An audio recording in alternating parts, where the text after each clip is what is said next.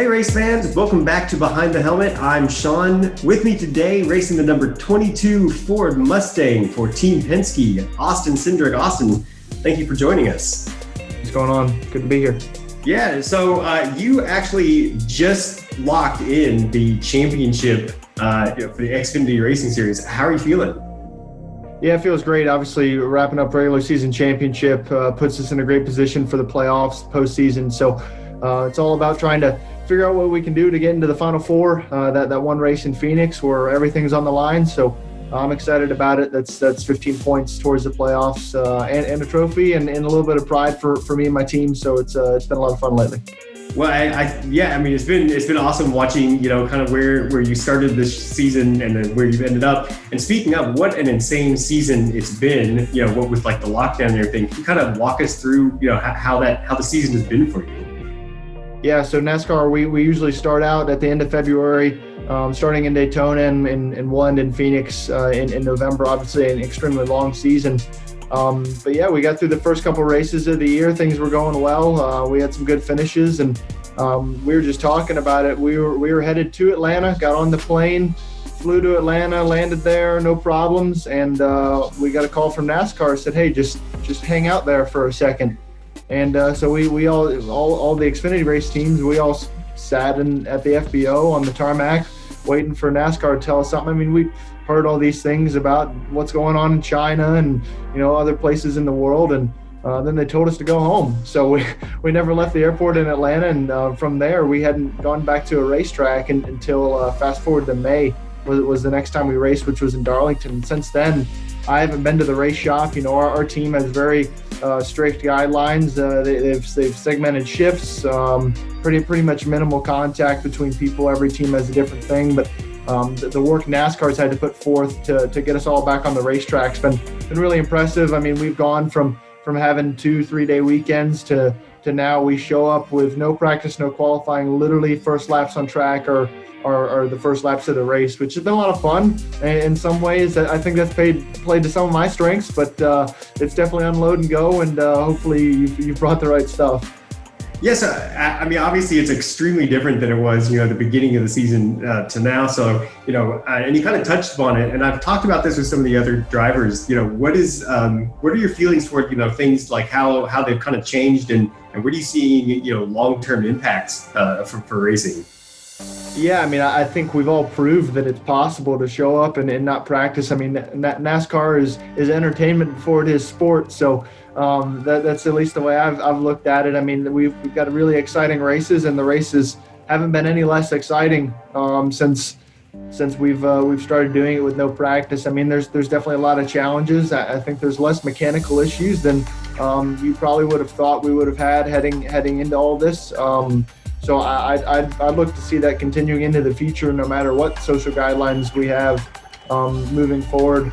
So it's been weird how the circumstances kind of push everyone to figure those things out, but obviously we're capable of doing it. And I mean, every week, from even the most important race of the year, which is in Phoenix, we're showing up with no practice. So if you feel like you're not good, you got to take some big risks. I feel like we have taken some big risks this year as far as bringing new setup packages and trying things new. And I think that's put us ahead of the curve as far as being prepared for the postseason. So do you think, with the kind of just showing up and jumping in and going, do you think that levels the playing field? Does it make it more difficult, or, do some drivers have an advantage over others? I think it definitely makes it more difficult. I think the first couple months of it, you definitely saw who did their prep work and who knows what they're doing. I feel like our team has definitely a strength of that as far as being able to get our cars close. And I've always felt like that was the strength of mine, being able to be on it from lap one off the truck in practice. And instead of practice, now it's the first laps of the race. So there's quite a few weeks where we actually got to the lead within the first 10 laps of the race, no matter where we started. So it was pretty fun that way. But I think now it's become the norm for everyone, and you see that all across the top three series, which has been a lot of fun. And I think the only negative moving forward, it makes it a bit more difficult for people without experience or rookies in the series. But jump in the deep end and you drown or swim. Yeah, well, it's obviously paid off for you. You've done incredibly well this season. And having said that, what is one of your favorite, or what is your favorite track? That you think you just feel like it, backward and forward. So honestly, that track got removed from the schedule because of COVID and all the certain circumstances, and it's put the racetracks in a really difficult spot, not being able to host race fans.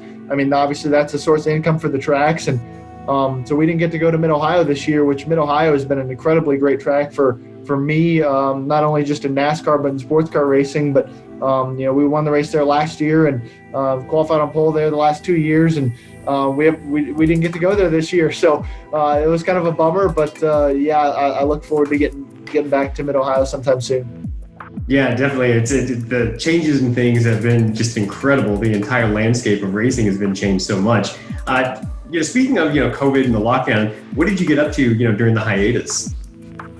So the first 2 weeks were like really rough because we're in the middle of the season, so you're in the mode, and we're getting so close to winning races and things are going well, and you want to just keep making progress. And then when it all stops, you start thinking like, man, what's my life without racing cars? What am I like? Because I graduated high school, and the first thing I did when I grabbed my diploma was drive to Charlotte Motor Speedway. Like it's been an interesting spot. So you start to think about what would you do if you weren't racing, and it took me kind of 2 weeks to kind of get over myself and kind of get a process back up again, because I usually do all my workouts with my trainer who trains all of our pit crew guys. So I spent a lot of time at the race shop, and I don't really have much of a home gym, so I kind of started to come up with workouts I could do by myself, which included a lot of running, which I hate running, and a lot of body work. And I kind of started to set goals for myself. I do a 2-mile run with burpees and push-ups and sit-ups all mixed in between, and I do it for time.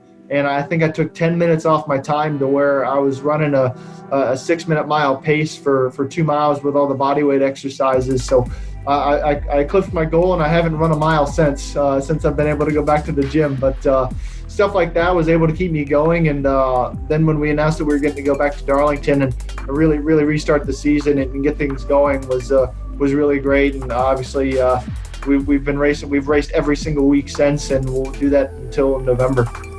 So, you kind of raised an interesting question. Like, what would you be doing if you weren't racing? Do you have anything? Are there any like secrets, passions or goals or anything you've got?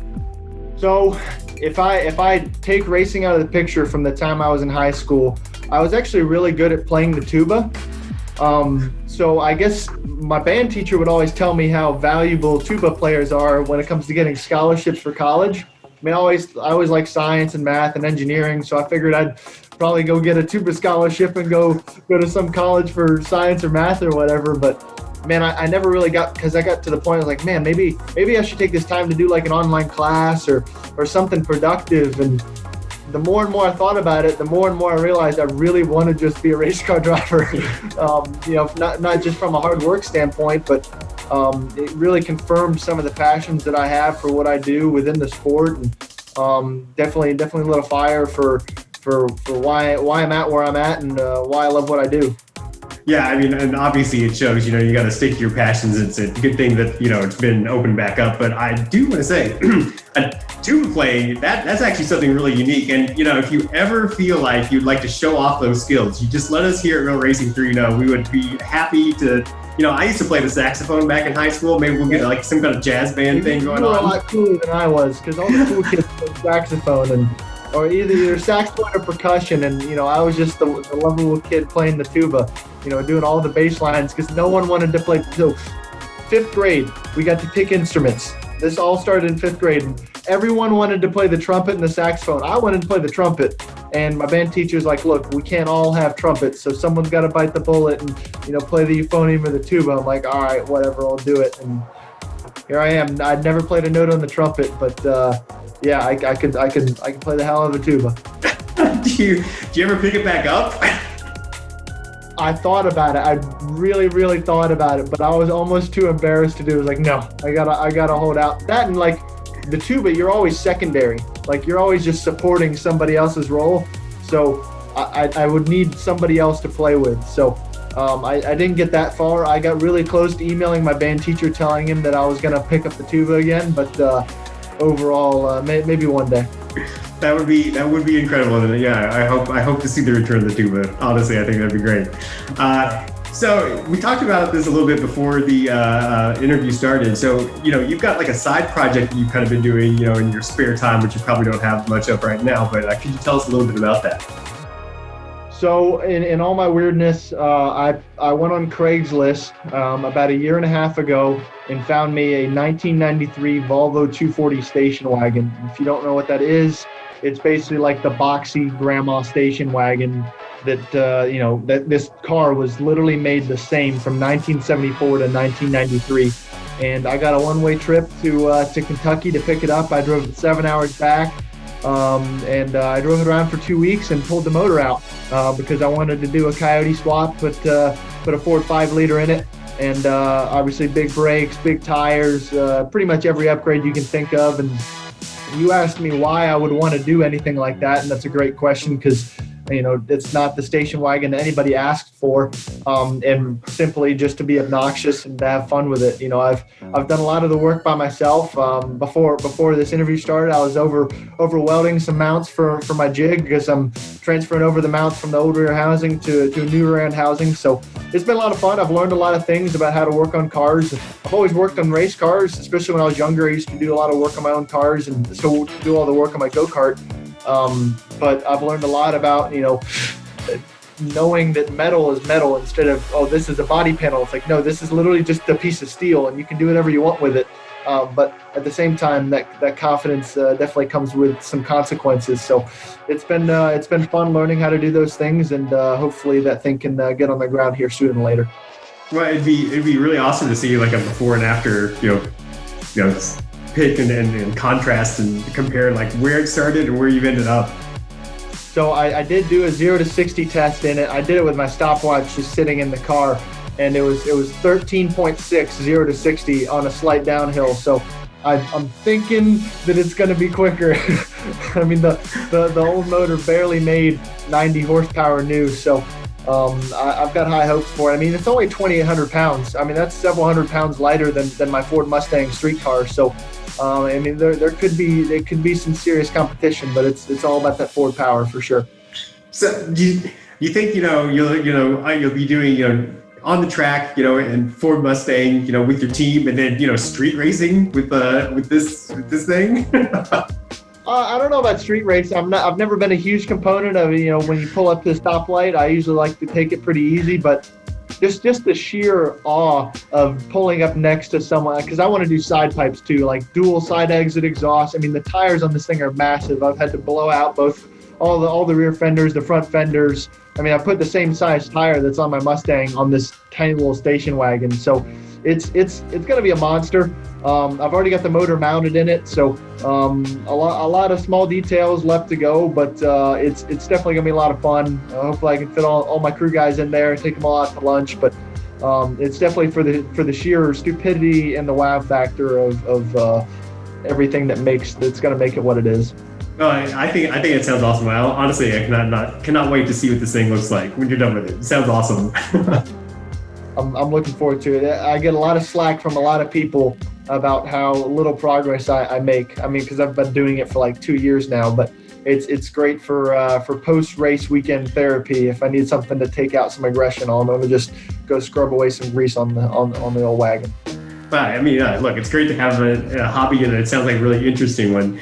One of the things I wanted to bring up is back in the day, you actually competed in the X Games, and you are an X Game medal winner. Can you tell me a little bit about that? Yeah, so that was my first ever rallycross race. So I got the opportunity to do a test in Lake Elsinore, California, in a rallycross car, and it was in a time where I was racing open wheel formula cars and kind of looking to try some other things and get some more experience elsewhere. And global rallycross was kind of just starting to gain some traction. A lot of manufacturers are getting involved, and there was a light series for younger drivers to come through, and fairly competitive fields. And so I thought that would be a good opportunity. And they ran X Games. My brother and I grew up like idolizing Tony Hawk. We played the Tony Hawk video game on the Nintendo DS. So when I got the whole deal done, and I'm sharing a ride with my sponsor. So the guy who ran the company was going to run half the races. I was going to do the other half as long as I could do X Games. So we got it all set up, and only 6 cars make the final in the event, and I ended up making the final. I think by just the final transfer. And so we do the whole race, and I ended up finishing on the podium, getting third. I get X Games medal, I get a guitar, and we're on the front straightaway, and we're doing the celebration and everything, and no one's allowed back there because it's all, so there's only one social media rep from the series that's there. And all of a sudden I see climbing over a fence my brother. Out of all the people, he snuck through all these different gates to get to where the car was, and we started taking pictures together, and it was a real cool family moment. And unfortunately the series kind of went away, and there's no rallycross in X Games anymore. So the timing was obviously great to be able to do that. And I went on to run rallycross for the next couple of years, having a lot of fun and a lot of success. Did a couple supercar races later in my career, but definitely a cool experience, a cool memory, and something cool to put on the stat sheet. Yeah, I mean, look, yeah, you're an X Games winner. You medaled in X Games. You're an Xfinity champion winner. I mean, what? I guess the next question is, what's next? Where are you going? What's the future hold?